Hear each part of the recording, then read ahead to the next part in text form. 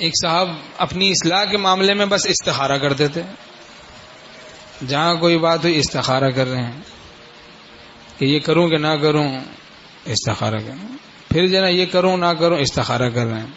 اصلاح کے امور میں، باطنی امور میں بھی استخارے پہ استخارہ ہی کر رہے ہیں۔ پھر ہمیں بتایا کہ بھئی اس معاملے میں میں نے استخارہ کیا، آپ کا کیا مشورہ ہے؟ ہم نے کہا ہم تو اسے بے ادبی سمجھتے ہیں، استخارے کے بعد ہم سے کیا پوچھ رہے ہو، بس پھر تم عمل کرو۔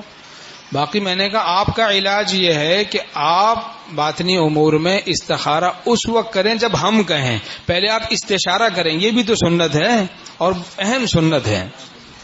اس سے آپ نفس پرستی کا شکار ہو رہے ہیں، نفس پرستی کا شکار ہو رہے ہیں۔ اپنے نفس سے بازے استخارہ کرتے ہیں، اللہ میاں سے کرنے کی بجائے نفس سے استخارہ کرتے ہیں بازے، اور نفس ان کو بات ڈال رہا ہے دل میں، وہ سمجھ رہے ہیں مولا ڈال رہا ہے۔ تو ہم نے کہا بھائی مرید کو تو چاہیے شیخ سے مشورہ کرے، ٹھیک ہے،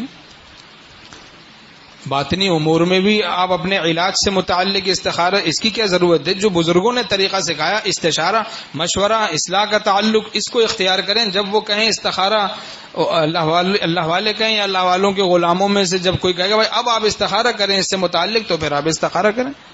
خود اپنی رائے پہ چلنے کو بندگی نہیں کہتے۔